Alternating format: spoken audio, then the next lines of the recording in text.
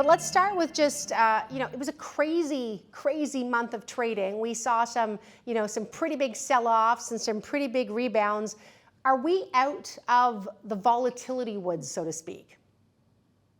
Oh, no, I don't think so. The Magnificent Seven, the tech stocks, the AI world, there's still a lot of huge overvaluations there. We're not that they're not going to make a lot of money, but that the anticipation is ahead of the reality of the thing. So, we're going to have that going on for a while. It's going to take a long time to settle down. It's like .com. It's like Google was a great company. Apple was a great company. They went up too much, came down, and then now they're 10 times where they were back then.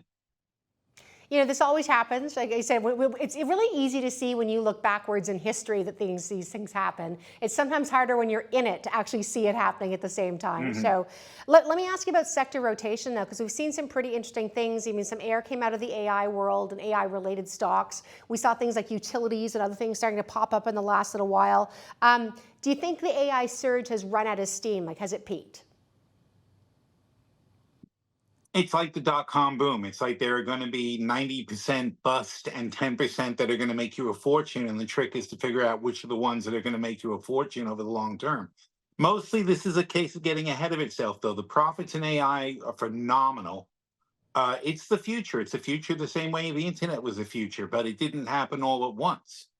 So this rotation that we're seeing right now, where money's coming out of the huge profits from the AI sector and the Magnificent Seven and going into other stocks, is very healthy. Money does need to go to other stocks that have to invest their money and build the economy so that we can support all this fantastic new stuff. What about, let's talk a bit about the Fed. That is coming up in September. And I know Jackson Hole is coming up ahead of that. We'll talk about the U.S. election that's coming out after that. But it's pretty unusual to see a Fed move before a U.S. election, but the markets are pricing in a move. Well, if you remember, Donald Trump threatened Jerry Powell that if he raises before the election, he's going to be fired. I mean, if he lowers the rates before the election, he's going to be fired because Trump sees it as helping the Democrats. If you take that out of the equation, you say the Fed is data driven. Is the data consistent enough and pointing enough to give the Fed a reason to lower rates at the next meeting? I don't think so. Most people, 80-90%, are saying yes, they're going to lower rates at least a quarter point at the next meeting. I don't think the data's there yet. That's my take on it. Interesting. All right. Well, we'll see. I don't know how much more data is coming out before that meeting, but not a lot. I think a lot of it is kind of out there. Actually, there's a very big revision coming to non-farm payrolls in the U.S. There always is this time of year, probably I think in the next couple of days. Oh, Um, oh, and they true up the non-farm payrolls for the past year, and the revision could be a 500,000, even more than a 500,000 jobs, plus or minus. Most likely minus because they don't count the immigrant. Immigrant labor is counted in the monthly report, but isn't counted in the annual report, and that makes a huge difference, of course. Um, that's where you're going to see a big revision, but it's still, I don't think it's going to be enough to move the Fed, not to change it. interesting. All right. So we could see a big revision lower. Okay, let's talk a bit about the U.S. election. I have to tell you, for most people I've talked to over the past couple of months, Phil, there's been a lot of focus on the Trump-Vance ticket because up until Joe Biden resigned, it was, people were kind of leaning more to saying this was moving towards a coronation versus a race. Kamala Harris now is in the race, with Tim Walz. It sounds like there is more of a race now.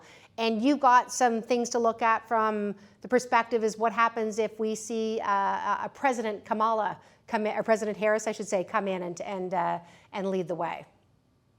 Oh yeah, I think very, very much so that the conservative investors, the conservative pundits, and so on and so forth, they're not accepting the fact that Trump has now lost his lead in the polls, is in big trouble, and the implications for this is sort of, you got to look at some factors like sector rotation. Harris is all renewable energy, whereas Trump's against it, basically. Healthcare stocks, and again, Trump is against universal healthcare. Harris is for it. Fiscal policy, Harris is going to want more increased government spending, higher corporate taxes, higher personal taxes. These are big changes, 360 from where Trump is on these things. the trade relations with China and how we do that. Harris is going to be a little bit more friendly in trying to establish trade again, like unlike Trump, who wants to put tariffs on everything and shut everything down.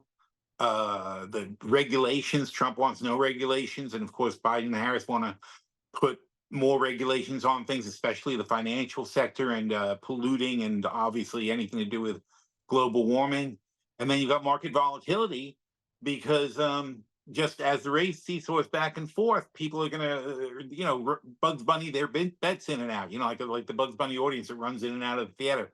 It's going to be like that. It's like whatever the last poll is, everybody's going to change their bets.